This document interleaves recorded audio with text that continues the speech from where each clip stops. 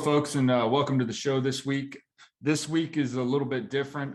Doing things a little bit outside of my sound studio, so it may sound a little different. It may kind of sound like we're talking in a tin can, and I apologize for that. But this week I actually have my guest live with me on the show, so I kind of had to move things around here a little bit. So we're doing things a little different this week. Our guest this week is in-house, like I had mentioned. We're going to kind of do it Rogan style-esque kind of show. Our guest, though, is a musician. He's a hip-hop artist. He writes music. He's a very talented guy. I consider him a personal friend, someone who, has also had possibly a trip to the other side. We're going to talk to him about that. He's been through some things. So that's going to be exciting. So we're going to get into a little bit of NDE stuff. And we're also going to talk about some of the current music he's working on. Like I said, he's a very talented guy. You can find a lot of his music on iTunes, Mamacita, Letter to Austin, Deadbeat, just to name a few. There's plenty of tracks on there, and he's working on some new stuff, so it'll be exciting to kind of talk about that with him. But without further ado, I'd like to welcome Pat Lincoy to the show. How you doing, Pat? Dude, I'm doing amazing. Man, it's a pleasure to be on the show, my man. This is very cool. Yeah. Yes, sir. Yeah, it's nice to have you on, and I just it's been a while. We've been trying to line this up. I know our schedules are busy and very busy.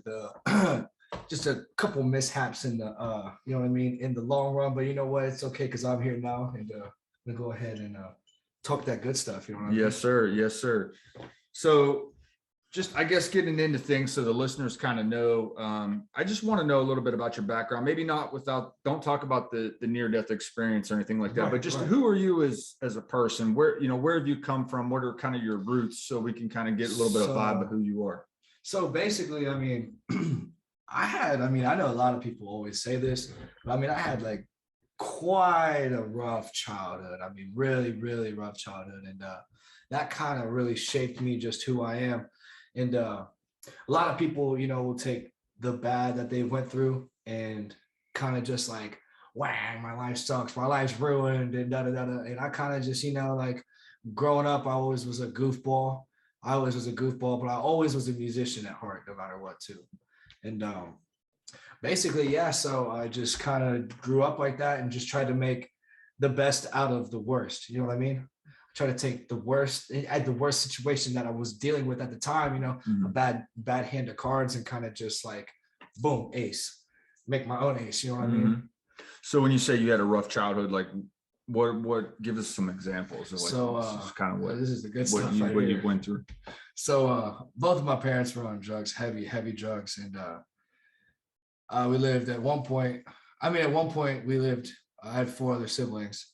My sister had just passed last year, but I had 4 other siblings, and at one point we lived in a van for 3 years, and all 7 people in a green Ford Windstar van. And, wow. For 3 years. I skipped 2nd grade too, so I guess that was cool, right? no, but yeah, so it was my life was pretty intense, dude. And it just, I'm not gonna lie, it got a lot worse after. When I ended up going to foster care and stuff, they split all the kids up and stuff, like, so I didn't see a lot of my siblings for like a few years, you know what I mean? And but like I said, dude, I went through a hell of a lot, but at the same time, I guess that kind of just puts my 10 toes deeper into the ground. You know what I mean? Like, I just, never will I be a liar, never will I be a thief, things like that. You know what I mean? It kind of just shaped me as who I am. So this period of time that you were living in a van, how long of a period, you were basically for 3 years living on this 3 years. Yeah. So you were basically living on the streets for 3 years. Yeah, dude, it was intense. So my dad was so bad off on opiates, like so bad off on pills, like he really could just give a damn about, like if we're eating or is his kids okay, He was just, we traveled to a lot of states in that van. We even went to Canada at one point. I was like 6 or 7. He was writing his own prescriptions and going to different states and filling them. Wow. Yeah, he would because he had a bad back. So all he needed to do let's just go get an x-ray. Right. And then boom, they write him a prescription. This is back in the day too. Right. So like he would just go into a Kinko's and fucking copy like 50 or 60 of them and then just have his own script. Yeah. And go state to state to state to state. And you know, Wow. drugs suck, bro. They really take, I mean, certain drugs suck, you know what I mean? Right. But especially opiates, that shit blows. But yeah, man. So yeah, that's basically how it went. Really just didn't really give a shit about his whole family and all that, dude. And a lot of abuse too, bro. A lot of, you know, abuse. That shit Like was, physical abuse. yeah, bro. That Probably was, maybe some emotional and. Oh yeah, bro. Yeah. The physical abuse, that shit was very, very intense, bro. That's rough. So after that situation, you ended up going to foster care. And then how long were you in foster care? 4 years. I was there from 8 years old till I was about 12, almost 13. And then how was that experience? That was something. So I was with an African American family, and which, I mean, I've already lived a really, really hard life before then. But you know, I got a lot of culture, you know what I mean, because I lived with the African American family. So I learned a lot about certain things and about the other, you know what I mean, about this side and that side, you know what I mean? So growing up a lot, kids would always be like, I remember I went to this one elementary school and on the south side of Columbus, and kids were always like, why are you trying to act black? Why are you trying to act black? And, and I'm just so confused, like, what? Like, I just didn't understand, you know, like, and then now that I'm older, I do understand now, you know, it's urban, you know, city, urban, and they just weren't used to a white kid coming to, especially because I was like a minority at that school, you know? Right. So yeah, dude, being a minority at that school, you know, there's like, why are you trying to act like that? And I even got that when I was older, you know what I mean? When I was out of foster care and all that stuff. It's just because I guess I carry myself in a certain demeanor that's just strong. And when you're, it's just weird, bro. People are very judgmental in a very weird way. What do you think? I mean, people like to put a label on it, like black, white, but it's more like street, right? Yeah, or more like urban. Urban. I say urban. People really won't understand that, but I mean street. Yeah, that's really what it is. I mean, me personally, I didn't have like you know, I didn't grow up in a foster home, or I didn't live on the streets for 3 years, but I lived in a predominantly all black neighborhood too, growing up in Youngstown. And so I can kind of relate similar to, you know, kind of what you're talking about. Dude. And that's interesting. They're always putting it in a certain, you know what I mean? Like, especially being new, bro, they're always putting it in that category. Like, and then like, I mean, people would even try me, you know what I mean? And then like, they would just like, I wouldn't even have to fight because I'd just talk them through it. Like, I'd just be like, bro, it's all good. You know, we're chill. I'm good. Like, you know, this, that, and the third, it's all love and peace. You know what I mean? Right. So with that being said, then after just trying to get a feel for who you are and want the listeners to understand. So after foster care. Oh, no, hold on. Let's rewind. Okay. Because there's some good key stuff in there. So, yeah. And foster care is where, so like living in the van, I'm skipping stuff. Living in the van, my older sister who had passed had a CD player, and she always listened to Eminem. And that is the one where I give the most credit to. My top three will never change from Eminem to Tupac to Biggie. That shit will never change. It's been that way since I was young. So she would always listen to Eminem, and that's where I really got the. I would listen to it. I listened to the Eminem show, the album, and do that shit. Just literally spoke what I was living, like completely. Just laid it out, bro. Spoke everything that I was living with my parents, dealing with, you know, being on drugs and abuse and all. I mean, he talked about all of it, dude. And that just like, I'll never forget that feeling of just wanting to do it so bad. Like, and then later on going into foster, later on going into foster care at about like, I don't know, like 7 or 8 years old. I remember like, cause I would just like rap, I would take Eminem stuff. Like my sister would turn it down, and I would just rap it. I just rap the whole song. She would turn it down on the thing. I just rap the whole thing. I was like 6 years old. And then when I was in foster care, they used to call me. You remember remember Paul Wall? Yeah. They're like Mike Jones. Yeah. So they had that one song was really hot at the time. It was like tipping off Bobo. So So they I would tell them, like, I told them I was just like 8 years old. I told them, like, I rap. And they're like, huh? And then like that one song came on and I was like, go ahead, like they turned the song on or whatever, and I just rapped the whole thing. So after that, they would just have me rap for random people all the time. They just call me, then that's what they call me, Lil Paul Wall. So you started at about 8 years old already, singing, rapping in front of like music. people. Like they would take me to South High School football games in Columbus.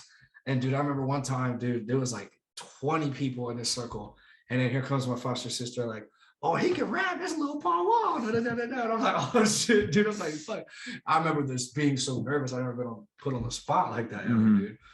Compared to now doing shows and and shit like that. But like, that was my first time being on the spot. Right. And I just remember like I was like closing my eyes. I was like, fuck. And I went ahead and just did it. I rapped the verse. I rapped Paul Wall's verse on that song "Tipping on 4 Floors" by Mike Jones.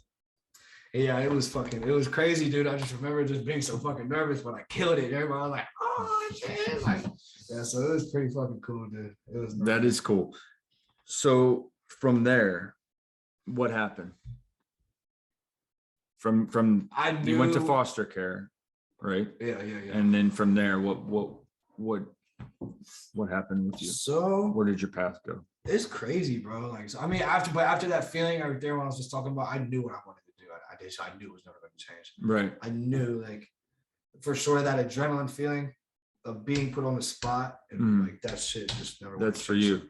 So after that, really, where I really headed to, my parents ended up getting custody back of all of us kids. And it went right back to shit, dude. Completely went right back in the shithole, dude. Everything. But we never went back to foster care.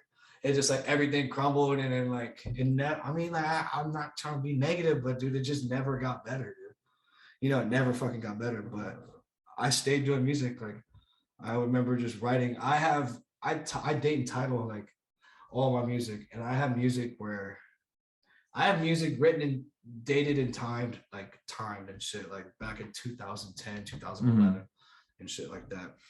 Well, that is one thing I want to talk to you about. So listening to your music, I've been listening to your music for a while now. I'm a fan. Appreciate it, brother. Appreciate it. I enjoy all different genres of music, but I kind of grew up on hip hop, and so I can appreciate. The thing I like about your music is it comes from the heart. It has passion. It has emotion to it. And that's the kind of rap I like, right? Kind of rap you can feel. That's kind of like, the Tupac, the Eminem stuff, just as you had mentioned, the Biggie. Yeah. I mean, is it your influences growing up rapping, or do you think it's a combination of that and maybe what you've been through completely the influence of what I've been through? Because like, it's weird. Like, it's just like back there, I got these like cubby holes, I feel like, in my heart, bro. You know what I mean? Like, that's why, excuse me. I got these like cubby holes, I feel like, in my heart. So like when I'm on stage and stuff like that, like I can feel myself, you know what I mean? Like if I'm slacking, I'll just like dig deep. I'll start to think of some shit, like I hate to say this, I think it's like some fucked up shit that I've been through, and I'll just start to go crazy. Like, well, before I do shows, it's weird, dude. Like Eminem is so powerful to me that like there's like 3 songs that I don't like to listen to because it's like facing my fears, like of my childhood. It's Mockingbird by Eminem, Toy Soldiers, and then that's a good one. And then what is it? Fuck, Patrick, come on, don't do it. And then fucking what is it? Stan. Those 3 songs, I listen to those 3 songs. I've done a little over 40 performances, and when I mean 40 performances, I mean I'm talking about shows where I sold tickets to and nobody showed up. Like I'm the only one there, and like everybody else has people come, and like I do a show, like, you know what I mean. But I mean, I've been on stage that many times, and like I'll go backstage and I'll listen to those 3 songs. But if I hear one of those songs now, like I'm in the car, I'll fucking turn it off. I swear to God, I will, dude. Because it's literally like facing my fears. It's like my whole childhood, like rewind. It's crazy as fuck, dude. It's crazy. So it touches you deeply. Oh yeah, bro. That's the beautiful thing about music. I mean, there's definitely a lot of songs that do the same. Like facing my fucking fears. That's intense. Yeah, it is crazy. What do you currently working on musically? I mean, I know we had talked a little bit. You just went down and cut some. Oh yeah, some dude. music, Yeah. So right now I'm specifically a mixtape at Columbus Best Sound on East Broad Street. I just recorded the whole thing, or not fucking Patrick. Sorry guys, I just dropped my phone. But yeah. Anyway, so actually, I just met up with these people. These people just messaged me on Instagram and told me to go ahead and come out there because they were interested in my music. And to be completely honest, I've been kind of going through a little rut mentally, like mental wise, I guess. So it was pretty appreciative, man. Mm-hmm. It was pretty intense for me. I lost my sister last year, so I kind of just got this little mental rut in my music, and kind of realized these people from North Carolina reached out to me and had me come out there to Charlotte and record. I recorded this whole tape and literally like 5.5 to like 7 hours. It's basically based off of, if anybody knows, like Lil Wayne, obviously, the No Ceilings mixtape, where, excuse me, he just takes a bunch of instrumentals and just remixes all of them. That's basically what I did. Mm-hmm. And I've been wanting to do that for a long time, going to the booth and freestyle like that, but I never liked it. Like, I always liked writing my stuff, always. And like everybody would bug me, like, dude, it's almost like an insult, because people would be like, dude, you freestyle better than you write. And I'm like, fuck you, dude. Mm-hmm. You know what I mean? But like at the end of the day, I mean, I finally went ahead and tried it. Like, I was like, forget it, fuck it, I'm just gonna go ahead and do it. And it came out so nice, dude. Yeah, it did. It came out really nice. At least what you let me hear sounds great. Yeah, dude, I appreciate it, brother. But that NWA one, man, dude, that was gonna be crazy. Woo. Yeah, so I did like this NWA type remix, and yeah, it's gonna be off the fucking capital CHIIN, dude. It's gonna be fucking crazy. I'm super excited for that one, dude. Definitely gonna do a video to that one. It's like right before I drop it. I'm probably not even gonna drop it until I have a video for it, honestly.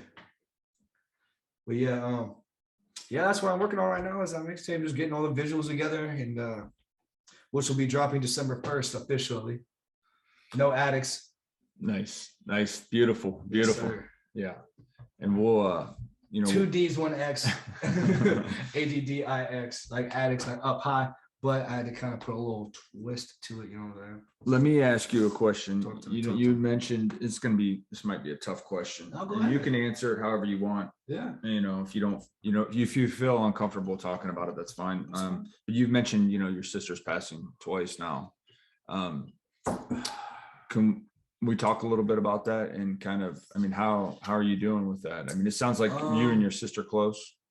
Yeah, that's literally where, so when my parents were on drugs and shit, all fucked up, we lived in that van for 3 years. That's like for real, you know what I mean? There's no bogus hocus pocus shit about that. Like, that all really happened. Mm-hmm. So she was the one who took care of all those kids. Like, she always made sure like we were good. Like, somehow she would go in gas stations and steal food for us. Like, you know what I mean? Really made shit happen. And basically, when we got out of foster care, bro, she just started fucking with drugs. Like, and what else is she supposed to? That's all we were raised around. You know what I mean? She was about like 14 or 15, and then she started smoking pot, which ain't nothing. I smoke weed now. But it just progressed and progressed. And the devil, the devil finally went ahead and fucking marked this territory, dude, which fucking sucks, bro. That's why I fucking hate opiates with a passion. But yeah, bro, fucking just lost fucking opiates, you know what I mean? But pills or heroin. Like, yeah, so but yeah, that was basically where I got my whole influence from, dude. She was the one who like was cool and shit, you know what I mean? Like, I got my like, not even like, I'm 25, I'm not trying to sound fucking like 50, but I mean like hip, you know what I mean? Like, got me hip to shit, you know what I mean? Right. Like, and if it wasn't for her, I'd have never did the whole, I might have done the music thing, but dude, I would have never No, see, probably not, bro. The Eminem thing is where I got all of that from, dude. So she had a big influence on your life. Huge. I mean, bro, unimaginable influencer. Have you have you had any contact with her since her passing? Yeah. Have you? Multiple times, dude. Yeah. Can you maybe recently I just like see for the longest time I'm getting chills talking about it. So recently, like, it's crazy, like, so for so fucking long, dude, she's been dope sick, and like it sucks, man. She's looked so bad, dude. Mhm. Like, it's hard to fucking talk about. But she's looked so bad for so many years, and I just remember, like, this was literally like 3 weeks ago. I've had like 3 dreams about her, and for the past, like, she's been gone since fucking what, like July 4th of 2020. So like I had this one dream a few weeks ago where, you know, she looked so beautiful, dude. Like, she just looked so clean, bro. Like I've never seen her before, but in her the age she is now, should be like 31. Right. You know what I mean? She looked so clean, bro, and like just looked at me and just like gave me this big hug and said, "I don't want to be dead." And I was like, fuck, I'm getting chills talking about this shit is crazy. Like, she just started crying, dude. Like, I don't want to be dead. I don't want to be dead. And then I woke the fuck up, dude. Give me crazy ass chills, bro. So she came to you in your dream. That's not the only time. That's happened 2 other times, bro. Crazy as hell, bro. Nuts. I remember, like, because I mean, like, I don't push on anybody at all, but I'm religious. I pray. You know, I actually get on my hands and knees and pray. I don't push on anybody whatsoever. But this was probably like the first 2 months she had passed, and I remember I was praying, and like I was like crying my fucking eyes out. I was just like telling her, like, give me a sign, please give me a sign. And I just remember the hardest squeeze, bro, on the back of my right shoulder, bro. Like, wow. Hard. And she always used to do that for fucking with me when I was a kid. Right. She would always fucking do that cow bite and fucking do that. And shit. She did it too. Yeah, bro. That's on the awesome. back of my shoulder, I was like, what the fuck? And when that happened, dude, like, I got the craziest, like, enlightenment, but at the same time, like, cold chill feeling. I was like, what the fuck, bro? Like, I knew exactly what it was as soon as it happened. Right. And how does that make you feel? I mean, I know, you know, you're sad that she's not here physically, but I mean, it seems like she's all right. Yeah, I mean, she comes to you like that, looking beautiful and, you know, yeah, bro, not dope sick. Yeah, that's amazing, bro. Like that I needed that dream a few weeks ago, bro. I'm not gonna lie, I really did. You know, yeah, it was amazing, bro. Having her fucking look at her dead in her face, you know what I mean, and just feeling it, just like, it shit was insane, you know what I mean. But yeah, she's definitely visiting me. She, you know, she's visiting my mom too. My mom talks to me about it, which my mom is now clean and sober. Now she's been sober for like 8 years, which is a blessing. That is a blessing. She runs she's like the fucking whole superintendent of a fucking homeless shelter now, which is like badass as fuck. It's good. After everything we've been through, you know what I mean? I mean, super badass. Wow.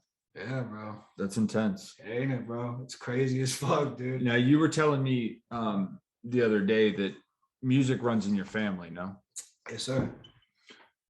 Can you give us a little bit of like kind of how that goes down? Yeah. So my fucking piece of shit father, my fucking father, he actually went to go, at my age, I'm 25 now. When he was about 24, he went to San Diego, California to go chase his dreams with music and shit. And his brother played music. My dad's dad played music. My dad's dad was born in Honduras in Central America. Played music. But my dad went off to California, beachside, oceanside, to go chase his dream. Ended up running into Randy Rhoads, which was Ozzy Osbourne's lead guitar player.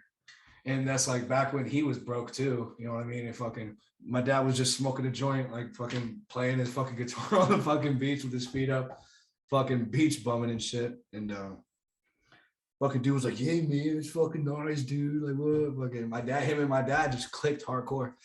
And your viewers, I mean, are definitely gonna know who Randy Rhoads is, bro, because he was big time. And basically, my dad ended up moving in Randy Rhoads' basement and his grandma's basement in San Francisco, California. And that's where they started a band and shit. And da da da da. And basically, I mean, how my dad explains it is like, I guess, like, I don't know. My dad was partying, doing drugs over here, and Randy Rhoads was focused on music and shit. And it just, you know, he and Randy Rhoads ended up popping off with Ozzy, and then my dad just fucking could have had it, you know what I mean? Right. And he just was fucking off. But yeah, dude.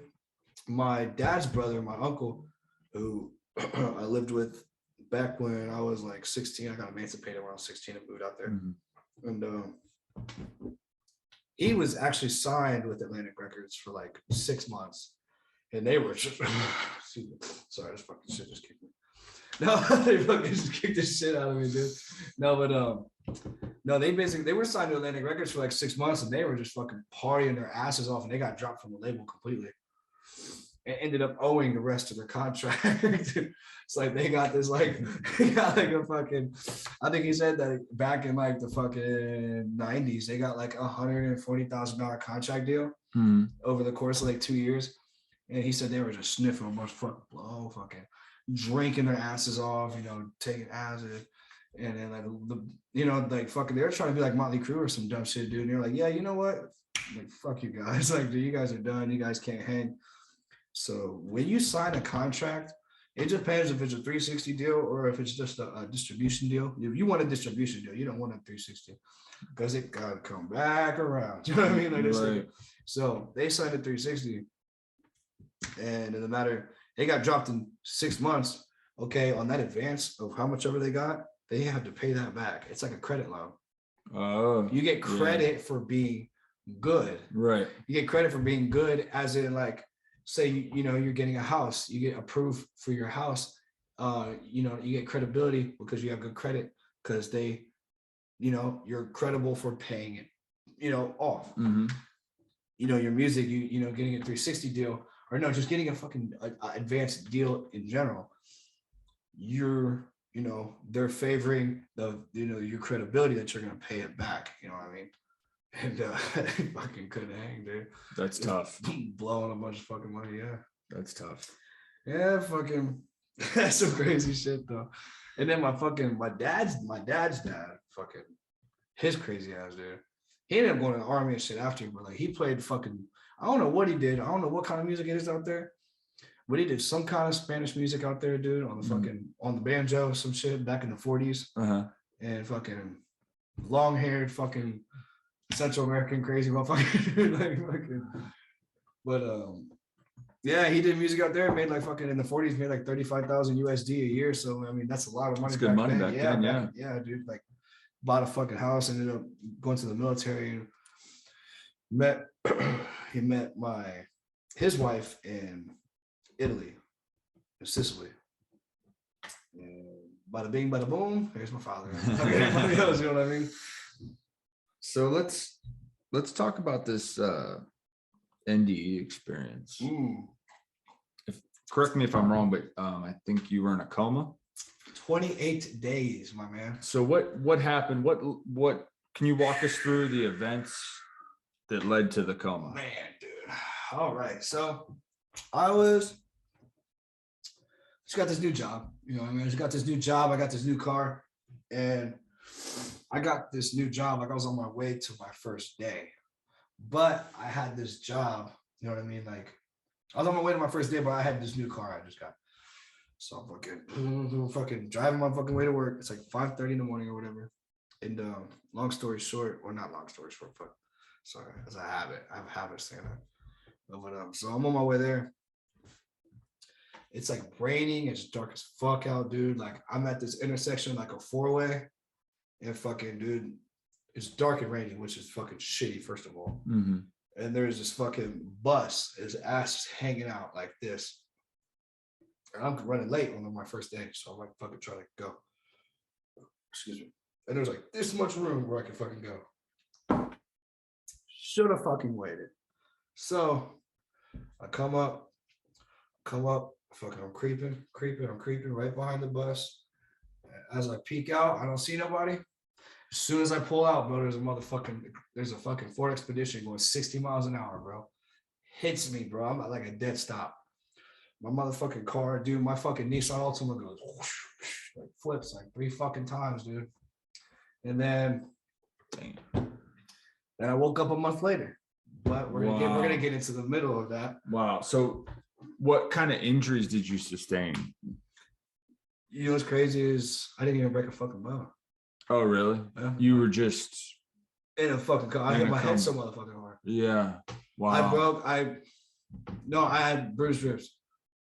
Literally, like that's all. But you hit your head so hard that, and what age were you when this happened? When did this happen? Oh shit, I was fucking 18. I was 18 when this happened. Yeah. Wow. So this happens, and then, like you said, you wake up 28 days later. But prior to this, you have some type of experience, right? Your consciousness does not just shut off completely, right? Dude, bro. It was off the chain, bro. It was crazy. So what happened? Talk to us. I mean, dude, basically, to really. So, I'm just gonna be completely honest, dude. I've seen heaven and hell, like for real. No offense, but dude, I've seen up top and down below, and like, I mean, shit, dude. There's so much that I've seen, bro. Like, really, I mean, what I really would touch base with is like how many times I seen like, what was it, like past experience, like, what was it, dude? Like, I kind of basically had to like pay for my wrongs, and then was like done good for my rights. You know what I mean? But like, there was constantly like.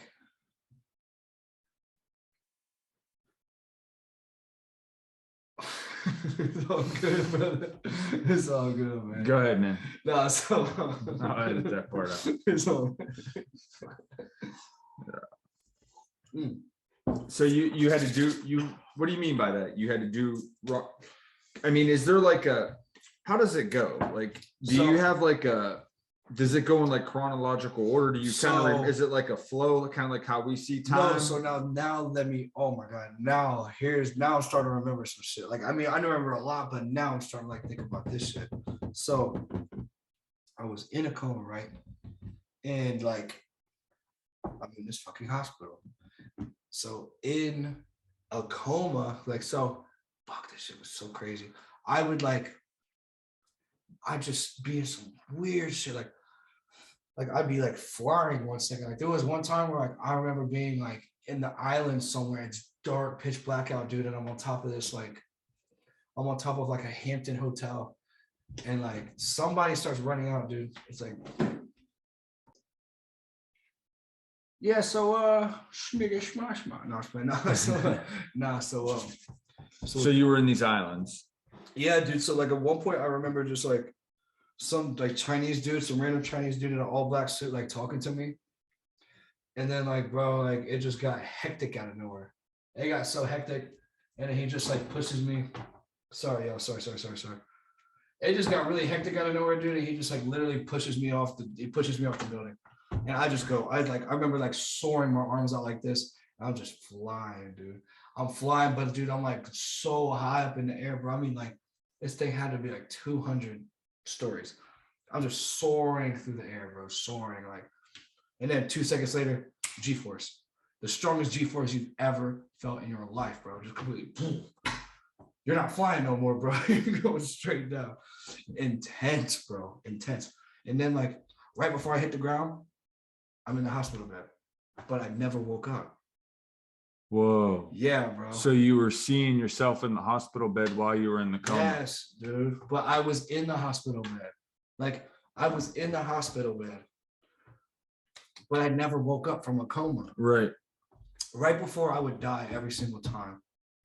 And let me ask you a question before you go any further. Now, did the hospital room look like the actual hospital room? No. It was different. Yeah. Okay. Mad different. Okay. So crazy, bro. So like, there was some very, very, very traumatizing shit though. like some shit that like. So when I woke up from a coma, I mean, I don't know if I told you or not, but I had to go to this place called Twin Valley, which is like, would you lose your fucking biscuits? Like I woke up from a coma completely losing my shit, telling my mom and everybody what happened. And they were like, "What's wrong with you?" Like they have barely seen shit like this before. Like that's what they were telling me. Like the nurses and shit were telling me like you were in a coma for a long time. Like, but at the same time, like they didn't think I was gonna make it out. Like you know, but they told me it was so out of this world and intense that they made me go to this like fucking crazy house for like fucking 11 days, bro. Shit was off the chain, bro. And basically, bro, like there was some really good moments. I'm not gonna lie to you though, it was a lot more traumatizing than anything though. So there was one situation. I mean, what? Sorry, go ahead. I was just gonna say what was traumatizing about it? So many. I mean, there's a lot. Can you describe it for us? Here's another. I mean, just one randomly. I mean, like, fuck, dude. So there was one situation where I just remember. Why was it like that? Just being hospitalized. I mean, just you know what I mean, being like in a fucking a wheelchair. I was in a wheelchair, and like I just got out of the hospital, but you know I'm still in a coma, right? This is all going on in my head. I just got out the hospital, and these people were taking care of me while my mom was doing something, right? So I'm in there. As soon as they put me in there, like as soon as my mom wheels me in there or whatever, and they leave, like these people in this, I'm getting chills right now because this is where I seen the devil in their basement, and that shit fucking gave me chills, bro. It's just crazy. So I remember these people. Now this is gonna get fucking deep, bro. So I remember these people took zip ties, and I was in this wheelchair in my dream, in my head. They fucking like zip tied my hands down and like my fucking ankles and shit, and like started like molest me, bro. Like fucked up shit, bro. And I felt every fucking bit of it, dude. I mean, it was like this old couple. It was like this, oh fuck, dude. Like, it was an old couple that was in your room. No, they were no. They like so in my head, like I said, I'm in a coma. Yeah. And like my parents, somebody had to do something. So I was in a wheelchair, and they like took me to their house to take care of me. And then they zip tied you. Yeah, and they then zip tied and like fucking like, started abusing you. Yeah, bro. And shit was intense, bro. And then yeah, bro, that shit was just fucked up. And then like after it would get really bad, really bad. It was crazy, bro. It would get really fucking bad, like really fucked up. I would be back in the hospital bed. But I'm in my fucking dream. Yeah. And then like fucking I'm looking around, I'm freaking out, but I'm asleep. I never woke up. Then 30 seconds later, I'm back in that place. Right back in that motherfucking place, but it was just 10 times worse. So I remember like, God, dude, like they had me like I woke up. This is one scenario I remember now. And the same people. I remember I was in their garage, and there was a bunch of teenagers in there like smoking pot, like dirty ass garage, like basic fucking like 17-year-olds, cigarette, Marlboro, fucking red smoking. Yeah. Fucking mid-grade weed smoking ass motherfuckers, but drinking beer. These people are drinking beer and shit, and I'm in this wheelchair, and I'm zip tied. I'm like whispering to people like, help me. And they're just looking at me crazy. And they're just acting like, do you know him? People are just like, do you know him? I'm just looking at people like, please, like, help me. I'm like zip tied to this fucking wheelchair. And then I look around the corner, bro. Ooh, it gives me fucking chills. I look around the corner, and one of the crazy lady who was with the guy who was like molesting me and shit just peeks around the corner like that, like quick as fuck. Dude, I'm like, oh, dude, it gives me chills, bro, talking about it. No, and then they wheeled me down, and then sorry. No, go ahead. No, and after that, bro, they like fucking like she ran to me, and I'll never forget that shit, bro.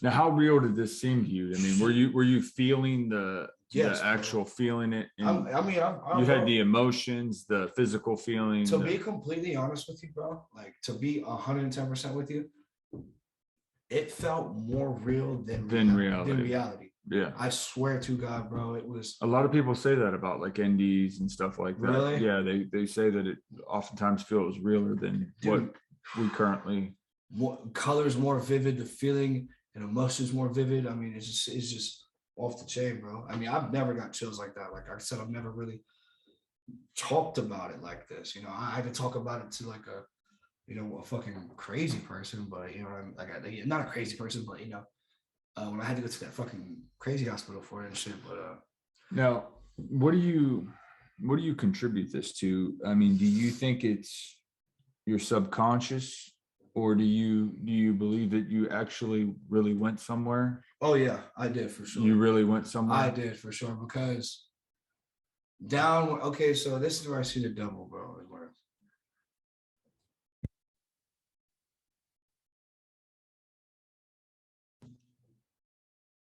All right. So no, so basically, yeah, where I see the other side, bro. So I definitely remember seeing the devil. and what did he look like? Did he look like the traditional? No, sir. And like when that, and like I said, when those people were like sexually abusing me and shit in my unconscious, a coma, basically, they wheeled me down. They wheeled me down to the basement, and then like they're like, "All right, oh my god, dude, so fucking scary, bro." They're like, "All right, you can come out now," and they're like butt ass naked, bro. Some fucked up shit, dude. They're like, "All right, you can come out now." Bro, like 8 foot tall, like horns and like yellow eyes, like this, bro, like huge, like 3 inches coming down like that, bro. Oh my god! And then he's taking slow steps to me, bro, like slow steps, and then he gets right in my face. I'm screaming, bro. I'm screaming and fucking like, and he like opens his mouth like this, bro, and then boom, back in the hospital bed. Crazy as fuck. And then that whole scenario with all those people, that's where that trauma ends. Right when I seen the devil, that's where that ended. Did you get a sense that you could kind of control things or manipulate things? No. You felt out of control, like so it was just out of control, yeah. Bro. No, I could not. It was really hard to talk. Really, honestly, like it was, yeah, like it's way different. Was there some telepathy going on, or was it just you couldn't? It was so real, bro. I'm so serious. I mean, it was more real than anything, dude. I believe you. I just now that I really think about it, because I never really got to talk about it deep like this. Like, the only person I really got to talk to this, I didn't even really talk to my mom about it all the way, but like, I had to go to like a crazy house, you know what I mean? Talk to like a fucking doctor and shit about it. Right. But I had just went through it, so I was already fucking loony, you know, as it was. Now, I do want to talk more about, because there's more stuff that you went through, right? But this time thing, so you were in the coma for 20 days, but what was your sense of time there in this other place? I couldn't tell. Did it feel like months? Did it feel like years? Did it just feel like a second? That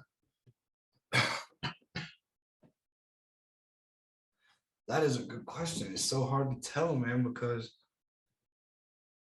it's so hard to tell. It's so hard to tell. I really can't even. It's just like it was just never ending, dude. Like it was like crazy shit. I mean, like there was one time where they were like, I was like in like an action scene, like not like movie. I mean, like it felt like a movie.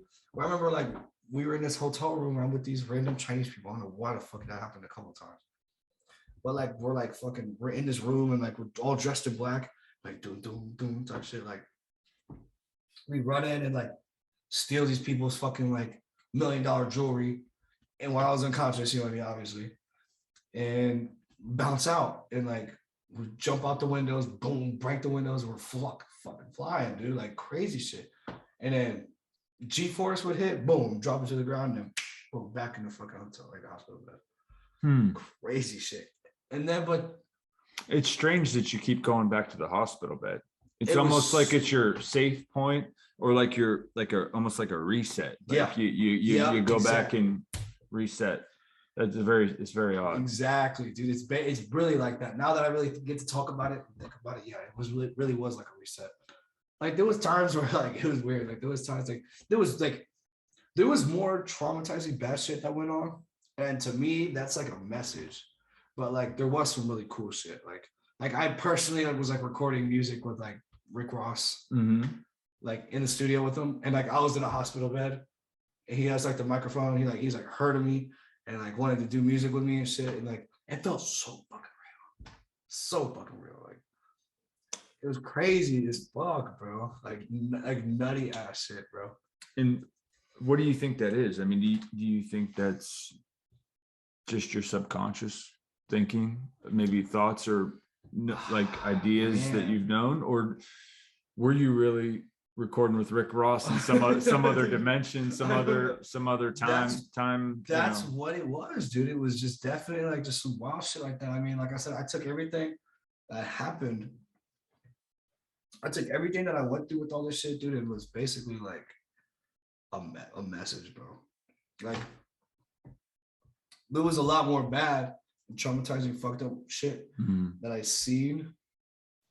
So to me, people talk about like hell is like, oh, you burn into fucking ashes and flames. Like, I feel like I really went to hell because not only did I know that I seen the devil, bro, but like I also had other encounters.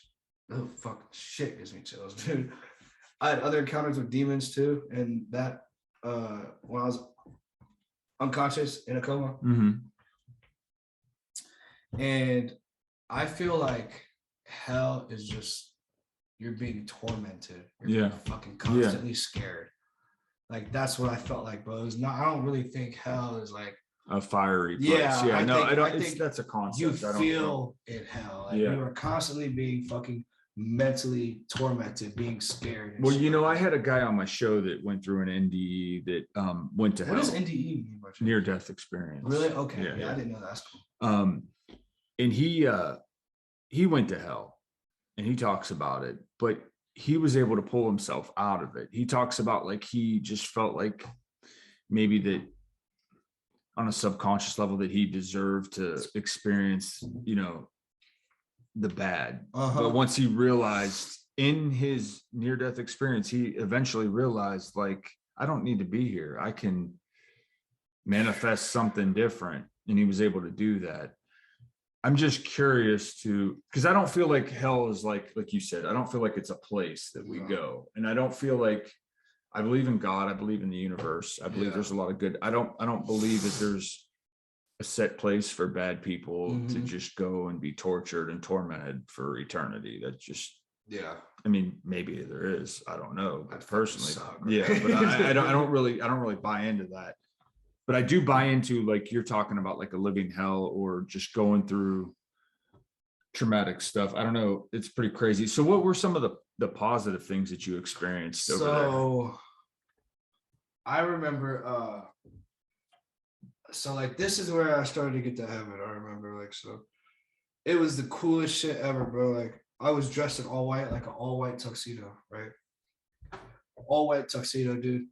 My hair is so fresh, dude. I got this gold chain on, and then boom, I just like start free falling. Now this is gonna sound crazy, but like I'm like straight G-force free falling, but like I'm like clouds, bro. Like clouds, like the best feeling ever I could ever feel in my chest of like pure happiness, bro. And then boom, free falling my Tom Petty in my head. Just like that's all I hear is boom. It's like free fall. And I'm just like coming down full speed, bro. Like wearing all white.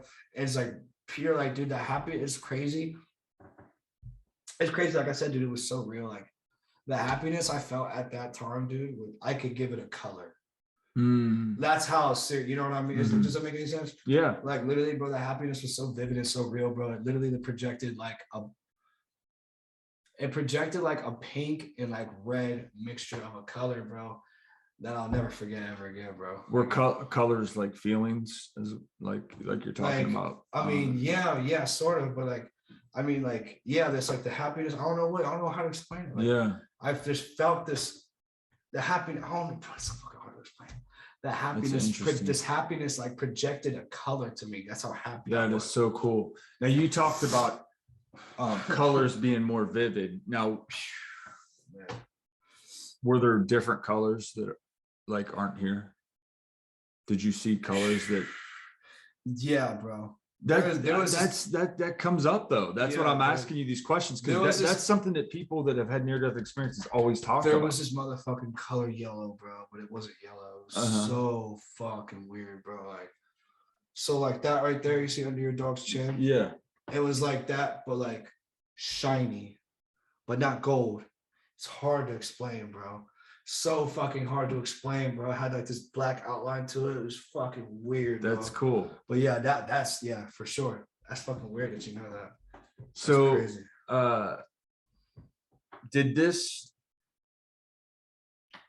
influence your spirituality in any? Oh, heavy, dude. Heavy. I'm telling you I right figured. now. Heavy, bro. Off the chain, because like I've never felt anything like that in my life. And that really showed me that there is, you know, a crossover. You know, that shit really did happen. Because that shit wasn't just a motherfucking dream. Right. That was a motherfucking experience. That was an experience. That was the right. other side. My fucking soul wasn't, you know, in your body. I was in a coma. I was knocked out, which means I couldn't wake up. Right. You know, shake me, fucking, you know what I mean? Right. And my fucking soul is out of my body. Now, did you see any people that you know over there, or did you have any kind of conversations with any entities or anything, any other people? Like, was there? Oh yeah, dude. Was there like a? Because you know, there's a lot of people that talk about like they actually build relationships, or they see friends that have passed on and they hang out with them. And I mean, was there anything like that? Sadly, I didn't get to see. I lost my closest friend ever. That's who that is right there. Is that what the song? Yeah, the song Letter to Austin. Yeah. Yeah. Sadly, I didn't get to see him, which sucked. But I didn't really get to see anybody I knew. It's weird. I didn't get to see anybody I knew the whole time. But were you able to conversate with people? Yeah. And you met people. Yeah. Who did you like? What were some of the conversations, and who did you meet? Like I said, I remember. Do you know the rapper Future? Mm-hmm. So like, I remember there was one time, one of the experiences where like I said like, I was all the good times that I told, like the traumatizing parts play at 85%, 90% of what I went through. I ain't gonna lie, and 10% were good. And I like literally was like talking to Future like face to face. This shit was so real, bro. I can't even begin to describe. Like this shit was off the chain real. Like, God, dude. Literally looking at him in his face and talking, and he's like responding to me, and I'm just like, bro, like in my unconscious conscious, I'm like, bro, I can't believe this is happening, bro. This is crazy. I'm recording music with Future. You know what I mean? Like it's like off the chain, dude. Off the freaking chain, bro. That's interesting. What's up, Ricky? How you doing, bro? Rick Carter's watching. So you didn't get a sense. What's up, Ricky? So you didn't get a sense of time or anything like that over there. Then you just no, it was crazy, bro. So like I said, I remember when I felt like I went to heaven, bro. Like when I was in a coma, I remember like I was dressed in an all white suit, and dude, I'm telling you, like there's this like techno music playing. I'm in like an all white box. So I'm doing like the Running Man, like just doing the Running Man, like. This shit was crazy, dude. That is funny. That shit was nutty. So have you had any other experiences? I mean, you talked about your sister, but outside of that and outside of this NDE thing, you know, you wake up from this coma, they send you to this place. You called it a nut house or I guess yeah, like if a mental. Yeah, bro. Basically, because when I woke up from a coma, nobody, like even the doctors were like, what the hell is wrong with him, dude? Like there's like, and I start freaking out. So they like strapped me down to the hospital bed. And they just couldn't believe like what the fuck I'm saying. Like I was like, I was raped. I was fucking da. I seen the devil. And they were just like, holy shit, like call the cops. Like this dude's losing his fucking mind. It was just like, it's I can laugh about it now, but like this shit was real, bro. This shit was 110% legit, bro. Crazy. And have you had any other paranormal experiences since then? Other than your sister, you know, but we talked about with your sister. No. Okay, so there goes the phone's dead. That's good. We want fucking done. So with that being said, then no other paranormal experiences. There was a while. Sorry, I mean to interrupt you. No, go ahead. No, there was a while where like it was. You need a charger? Please and thank you. What a great I wish you phone. would have said something. Fuck it, we could have kept it going. No, it's all good, dude. Fucking yeah, I should have said something. Yeah. Fucking Dumbo, dude. Fucking Wumbo, Dumbo. Wumbo. No, but yeah. What was I gonna say? There was a time after that, like I said, where I seen this fucking where I seen this devil, dude. Where I seen the devil and a big tall motherfucker with horns, dark. It was black as fuck. He was his scaly ass skin, dude. Like, and these wide ass motherfucking yellow eyes, bro. Like, there was a point in time where, like, every single time I'm over it now, but like, it was a point in time where every single time I looked in a dark room, I always seen those fucking eyes, dude. And I could not get over it, bro. I was like, fuck, this shit sucks. You know what I mean? Like, I got over that shit now. You know what I mean? Because after that,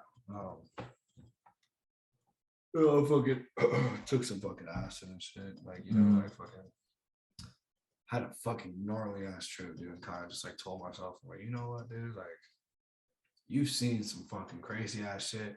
So like, fear doesn't play with me. Like, fear just doesn't play a role in my life anymore, to be honest, bro. Like, you know, that's a good way to live your life. Yeah, bro. It just doesn't, bro, at all. Like, you know, I can fucking. What's that? I talk about mushrooms. Yeah, talk about whatever you okay, want. all right, cool. Fucking help yourself. No, yeah, I was just making sure people. I would, so. Yeah, I'm a big proponent of mushrooms on my show, so I think my listeners pretty much know I like mushrooms. So, and they do a lot of good for people. Yeah, exactly. Fuck yeah, dude. That is the earth's medicine to the people. Absolutely. Man. If you're not taking it, you're breaking it, bud. You're fucking, you know what I mean? No, but no, I took a few hits of acid, bro. Like, I ate the mushrooms one time, dude. I was tripping so fucking hard. I was melting, bro. And like, I just snapped back into it, bro. And I was like, you know what, bro? Like, you've seen some off the wall shit. You've been through some off the wall shit. And it just basically like took my whole confidence, bro, and just like fucking molded that shit, dude. I was like, you know what, bro? Like, I'm good regardless. Like, what really helped me is I started touching the ground. I was touching the ground. I was like, this is the floor. And I was like, this is my floor. And then all of a sudden it was like, boom, confetti, bro. Fucking balloons and shit. And I was like, dude, this is my fucking. I remember I was in my apartment. Like, my dog's in there terrified under the bed and screaming. I was like, this is my floor, motherfucker. Like, they're like flexing, like, nah, but yeah, dude. After that, I don't know, man. Kind of just, it's crazy, bro. That experience was just off the chain. It's just so good to be able to talk about it now, dude. I've never really got to talk about it like this ever. And what do you contribute? I mean, the way I see the universe is that, I mean, things happen for a reason. Synchronicities are purposefully done. There's no such thing as coincidence. Is there something? I'm sorry. Well, go ahead. You don't think so at all? No. There's no coincidences. It's all synchronous. Really? Yeah, Fuck yeah, I believe that. I believe that. Absolutely. Because you can always attach meaning and find a reason behind something. It might take you some time to understand that meaning. You know, you may have to go through some other things before you look back and go, oh, that's why I had to go through that. But I really do believe that.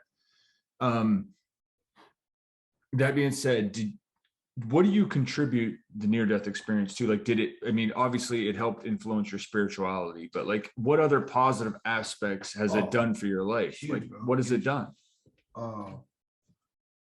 Huge. So like so this is what I wanted to explain was like all like the traumatizing messed up shit that I seen during all that was I took that as a message to where like I was doing wrong in my life. Doing very wrong in my life, you know what I mean? So I took that and just like, even though I wasn't a bad person, I was doing bad shit and I was being a little dumbass, you know, right? To be honest, I was being a little shit, right? And so, in all honesty, it changed my life positively, bro. You know what I mean? I just started just anything I can do to help, bro. That's who I am. That's what I do, bro. I'm genuinely 110% thorough, like. You know, like that shit really dealing with all that trauma shit, like to really show me, I was like, damn, bro, like, because obviously what that is, 90 to 10, I was like, bro, I'm going to hell. Like this, you know what I mean? Like, that's what that was, bro. Had I not woke up, I feel like that's what the majority would have been. Finally, that 10% would have change your ways. Yeah, bro.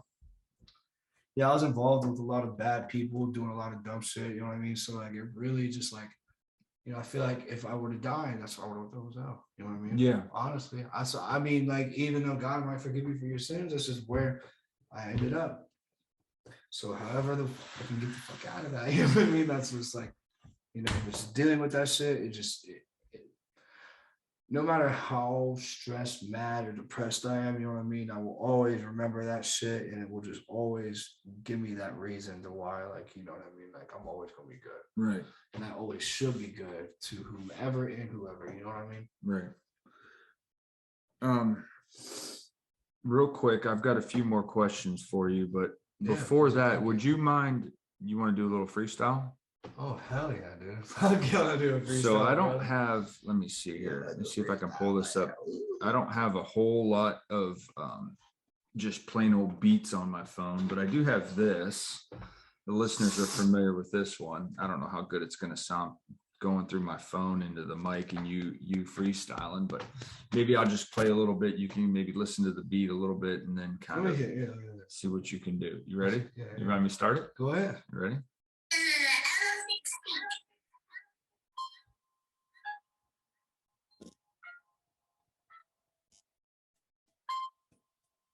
Cersei. Oh man. Okay. Yeah. This is my intro. Okay. Yeah. Okay. Pat Lincoy. Rapping really dope up on the intro. I say that driven with the Jameson, they met, I sip slow. Hate on my dogs, break my foot off in your ass, it's a steel toe. High, okay, 757 left the wheels, bro. Got the cap to the back now, back down. Never seen no white boy black out. Ball in the paint like I'm stacked out. Doing it with the pot on the God of me, I'ma solve them. They're like, it don't really know that where the kid gon' go. White boy, okay, WHITE for listen, but what you're quickly just the END is nothing but a history, mystery, never get.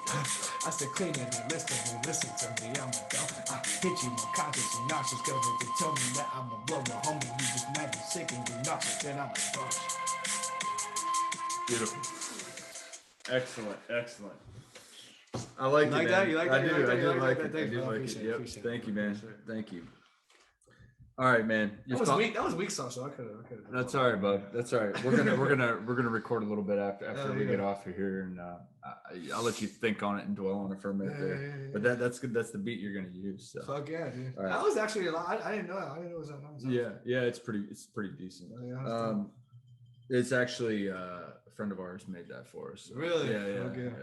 Yeah. What's your I forgot. I'm not trying to fucking be a dick. What's the podcast called again? I'm sorry, dude. My bad. I'm completely forgetting. In Search of Reality. In Search of my bad. I'm so sorry because I've watched like fucking. Man, the guys on my podcast don't even know the name of the show. Sorry, dude, what the hell's going on? Dude, I am the worst, dude. I'm sorry. Well, if you guys know what you're doing, you need to go subscribe and listen to In Search of Reality. Go ahead, bless yourself with a lot of knowledge and a lot of positivity if you really know what you're doing. So yes, sir. Thoughts on the afterlife, bro? What are your thoughts? What is your view of the afterlife? Where do we go from here? What happens? Thoughts on the afterlife, bro. Really don't give me no generic Bible answer either. No. Okay. All right. What do you got? Really, bro, is you'll see when you go to the afterlife. I mean, bro, you will see, bro. Like shit is not a joke, bro. Like who you are will perceive, bro. You know what I mean? That is for real. Because like I said, that's what woke me up. And thank God that I had the chance to wake up and change my life, bro. Because I really was in some deep fucking shit, bro. Like super deep shit. You know what I mean? Mm-hmm. The afterlife was just, it's either, to me, in my head, it's either pure, it's not like fucking heaven gates and like burning torches. To me, it's either 100% trauma, which is hell, and you're being fucking constantly traumatized and, you know, with horrific shit, or heaven, as in you're fucking just pure bliss, happiness, bro. Like I said, I felt a happiness so deep, dude, when I was falling from the sky, listening, like Tom Petty was just banging. I'm in a white suit, fucking, that had to have been heaven, bro. You know what I mean? Like, what else was that? Right. You know what I mean, bro? And it's like, just. But you were able to experience both at the same time, or, you know, in the same kind of. Well, I was unconscious for 28 days. Yeah. That's why I don't believe that necessarily you're necessarily trapped or condemned to one or the other. I think it can be a lot of things. It very well can be. I just couldn't control. I couldn't control anything, like, at all. You know what I mean? Like, did you try to control anything? Yeah. Fuck yeah. Did you? Fuck yeah, dude. Fuck yeah, dude. Like, it was so fucking weird. Like I said, I would just end up right back in that hospital bed. But I wasn't in that hospital. So when we die, then we go to this place, heaven or hell, as you call it. I feel like you'll see shit first. You'll like go through scenes in your life. Not your life specifically, like what you've been through, just random scenes in general. Like, you'll see shit, bro. Like, you'll be around people, random people, though. You know what I mean? That's what I experienced. So honestly, that's what I feel like. Bro. Do you think you'll see loved ones over there? I have no idea. I didn't. You don't know? No, yeah. Well, I mean, maybe you were kind of a place in between here and there. You know, maybe you. It's hard to remember everything, but I remember a lot. If that's because I'm not sure you maybe not. I mean, I don't know. I'm just speculating here, but maybe you didn't cross completely over, because, you know, a lot of people say that they see loved ones or other, you know, and I wish I did. At the same time, you know what? I probably might have, but I just don't remember. But honestly, I think I would remember. Based on this experience, though, and everything you know about life, what do you believe happens after we die? Like, I mean, do we reincarnate? Do we just live in a weird place? Like your soul travels, bro. But I feel like I believe in God. I don't push it on anybody. You know what I mean? But I believe in God. I feel like, you know, it's gonna travel, but it's gonna be condemned to a certain place. You know, that's what I think. You know what I mean? Like, no, I mean, hey, it's I think this honestly, like, I think like God had full control of my soul, like when I was going through. I mean, even though I went through 90% trauma in those 28 days, I feel like, you know what I mean, it was a wake-up call, you know what I mean? To be honest. So I feel like I just feel like your soul travels, bro. Your soul travels. I don't feel like you reincarnate. I mean, that's just in my head. You know, but who the fuck am I? You know what I mean? Like, what do you think this is then that we're going through, this current reality, this experience that we're having? What is the purpose of it? Why are we here? Fuck, that is gnarly, dude. That is fucking I usually ask all my guests this one question, because I mean, that's the premises of the podcast. That's the name of the podcast, In Search of Reality. I'm trying to figure out what the hell is going on, because reality is really weird. What the hell is going on? Reality is really weird. When you know, you talk about all these people that have had near-death experiences, you talk to these psychic mediums, you know, you talk to people who have done psychedelics. I mean, reality is a very strange and unusual place. And even when you talk about like science itself, right? It even talks about how much empty space there is. You all right? You good? Yeah, I'm trying to find a way to hold this motherfucker up. Fucking it's missing, dude. This was just a little bit higher, bro. Fucking, you sure? Yeah. Cool. I can get another cup. Thank you, sir. Yeah, but no, even like science in general, right? Like, when you break down an atom, there's so much empty space. It's like 99.9% empty space. Everything around us is like empty nothingness. Yeah. So that's fucking bad. Yeah. So what is reality? I mean, a lot of people think it's just it's consciousness agreed upon between all of us that this is what it's going to be. But that holy shit. That's my question to you is, what do you believe?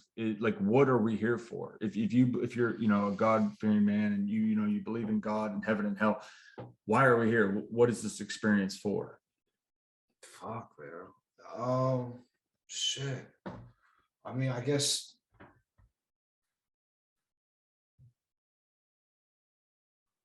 like fuck, man, this shit is crazy, dude. It's deep. It is deep. I mean, really. So how can I explain this? Like, I'm gonna answer your question, but like, there's times like I'm gonna answer your question, but like, I'm just drifting off for a second. Like, there's times where like I'll be like looking in the mirror, and then like I'll stop, and I'll just get like shit a little weird, and I'm just like, what the fuck? You ever did that before? Yes. Literally, bro. You're like, what? Like, you're just looking around, like, what in the fuck, bro? You know what I mean? Life will just hit me like that, weird as fuck, dude. Like, I guess. I don't know, bro. I guess it's just an experience in life, bro. Because when you pass on, your soul will be. Bro. There's so many different fucking. There is so many It's different so ways. crazy. It's hard for me to explain. And you know, guys like That's me, a good motherfucking question. guys like me and you know that we've lived I wouldn't say a long life, but we've lived some years now. Yeah. Right. And Sadly, I've always had trouble with, the idea of little kids, maybe dying at the age of 4 or 5 of cancer, and that being their only experience at life or their only shot. I can't wrap my head around that. I know. And that's why I'm such a, well, that's not the only reason why, but that's one of the reasons why I'm such a big like believer in reincarnation and, being able to, have more than one experience. Wouldn't it be crazy if there's a lot of people just fucking pass different ways though? Ever thought about that? Pass different ways, and what do you mean? So say Sally might pass. She doesn't go to heaven now, dude. She just her soul is able to just roam free. Mm. And then say Derek passes Mm-hmm. and he's reincarnated into a bird. Mm. You know what I mean? Have you ever thought about that? Yeah, I have, and maybe I've never thought of that. I've given that thought, and I've thought maybe people just pass in different ways, and maybe they need that experience as a bird. Maybe Sally had to come to life and only have a short life. Maybe she was here to teach other people lessons. Maybe she had to die at 4 years old to teach her mom and dad what it's like to have loss and because maybe they took shit for granted. That's right. Or whatever the reason be. Right. Because I think on the other side, you don't experience loss, because if you break it down, if we really are energy, like they say, science believes that energy cannot be destroyed. It just transfers. So if we really are conscious energy, then we continue on. So on the other side, not in this physical form, you're not going to experience that. You're not going to experience the trauma and loss, because you have nothing to fear. You can't die. You can't die. Exactly, bro. You already passed on. Yeah. That's my thoughts on it. I mean, I don't know. No, but that's pretty fucking badass. I've never thought about that. That's what I'm searching for. That's the whole, the whole point of the show. And many of the people that I talk to, though, on this show, believe that. A lot of the psychic mediums, a lot of the people that are in contact with supposedly spirits from the other side and that kind of thing, they talk to people like that. Yeah, that's my show. I interview a lot. I interview a lot of NDEs, a lot of psychic mediums, a lot of and most of them are authors. They've written books, and yeah, it's pretty cool. In search of reality, people. I'm talking about life. It's pretty. No, you're good, bud. It's pretty cool. That is crazy, bro. What is your thoughts on? What do you think about aliens, man? I want to get your thoughts. Oh, buddy, hold up. I know it's getting weird. No, my show's weird, man. I've seen bro. No, I've seen UFOs. Oh, okay. That's what I'm saying. Okay. Don't get me fucking started. Well, here, let's talk about UFOs real quick. I was in foster care. Okay. I was in foster care. I will never in my fucking life forget this shit. We went all the way in the country, bro, somewhere far for some reason. They have family way the fuck out, bumfuck Ohio, like Salem, Ohio, or some shit. You I know where Salem, Ohio is. Dude, it's up by Youngstown. Bumfuck. About 45 minutes from Youngstown. Like it's right in the country though. Yeah, it's in the country. No, not Salem. Salone, Ohio. Oh no, I never heard of that. South Salone, Ohio. My bad. I meant Salem. Fucking get your shit straight, guys. No, I'm talking about live. My bad, y'all. But search of reality, motherfuckers. No, but sorry. No, so it was like it's South Salone, Ohio. I told you guys it was gonna be a strange episode. I warned you. Nah, so fucking basically, dude, I'll never forget this shit. We went all the way bumfuck like 2.5, 3 hours away, bro. And there's nothing but fucking country fucking motherfucking cornfields for hours. So get to the point. We're on our way back. And my foster mom was like screaming and crying, what the fuck is that? What the fuck is that? What the fuck is that? And we look over, bro, in the cornfields, I swear on my fucking life, dude. There's one big one. There's one big one circle like this, just like sitting there. Way the fuck out. Like way the fuck out. Like with like lights going up. Then there's one like a Ferris wheel. Mm-hmm. Like a Ferris wheel, bro, and it's on fire. It's on fire. Swear. Up in the air. Up in the air, on fire, just spinning. And it was not no motherfucking, it was not, no, dude, we all know what we seen, because after what you think it was what, a UFO? Was it like a ship? Was it just a random thing? It was a motherfucking UFO. Was it? Because in the matter, she's like screaming, it sent her to tears immediately. Sent us all of us kids back. We're getting chills talking about it. Sent all of us kids back, like, she called her mom, was telling her she loves her. Like she handed me her phone. Let me call my dad. Tell him like I loved him and shit. And that's how serious it was. Right. And then, I mean, I'm talking literally like 30 seconds later, dude. Like all of a sudden, like 30 seconds later, bro, it just goes zoom, zoom. The one that was on fire just zoom, like out, bro, gone. Just all of nowhere, just like it's a light that I can't even describe. Like it's a color I can't describe. It's like a light blue and green. I'm so happy I asked me this question. It's a light blue, and like a light green, and like a bright white. Just fucking instead of like instead of like screeching tires, you know what I mean? Like we do a burnout, whatever. It was like zoom, zoom, both of them just choo choo. It didn't matter. I swear to God, dude, I promise you, dude. No bullshit. I've seen, yeah, bro. I've seen you. So you do believe in aliens? Oh, fuck yeah, dude. Dude, there was nothing to explain. Yeah. The universe is far too big for that. Yeah, bro. I just interviewed a MUFON expert. The listeners probably know who he is. He's been on my show before, Preston Dennett. He's going to be a future episode. He's actually going to be the episode before yours. Oh, okay. And that guy, man, he's seen some stuff. I mean, he's been researching it for like 35 years. I mean, the guy, he's written 28 books on it. Complete expert. Wow. He's like he's been on like all the big, like Ancient Aliens, all the big shows. And damn, dude, he's the man. And when when it comes to that, I mean, like what he's told me, like, and the universe is far too vast. I find it hard to believe that, we're not alone in this, in this thing, man. There's no explaining what I've seen, bro. There's no explaining. That was not a mother. And I mean, even the Air Force has come out and shown the videos and stuff. And I've talked about that on the show a few times. Yeah, I didn't know that. Yeah, the Air Force has released the thing. The government's actually admitted to having, seeing UFOs now. I mean, they don't admit that like there's living beings on board. They don't know. They claim they don't know what it is, but they've got video footage that they released. So it's interesting. With that being said, is there anything you want to add to your near-death experience or anything you want to discuss before I let you off the hook here? Well, let